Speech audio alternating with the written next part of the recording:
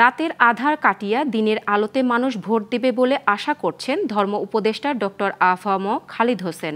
সকালে সাতকানিয়া আবু হুয়াইরা মাঠে মাদ্রাসায় যুব উন্নয়ন পরিষদের উদ্যোগে গরিব অসহায় মানুষের মাঝে কম্বল বিতরণ শেষে তিনি এ আশা প্রকাশ করেন। তিনি জানান, বিভিন্ন আন্দোলন, সংগ্রাম ও নাশকতার মাধ্যমে সরকারের পথযাত্রাকে বাধাগ্রস্ত করা হচ্ছে। এছাড়া সাম্প্রদায়িক বিষপান ছড়ানো ও পাহাড়ি বাঙালির সংঘাত উস্কে দেওয়ারও প্রচেষ্টা করা হচ্ছে। এসব নাশকতাকারীদের কোনোভাবেই ছাড় দেওয়া হবে না বলেও জানান তিনি।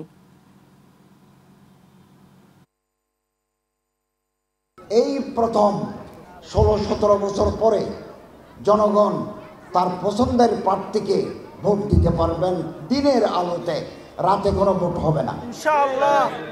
এবং আপনাদের পছন্দের প্রার্থীকে ভোট দিয়ে আপনারা নির্বাচিত করতে পারবেন। যারা নির্বাচিত হবে আমরা তাদের হাতে ক্ষমতা হস্তান্তর করব।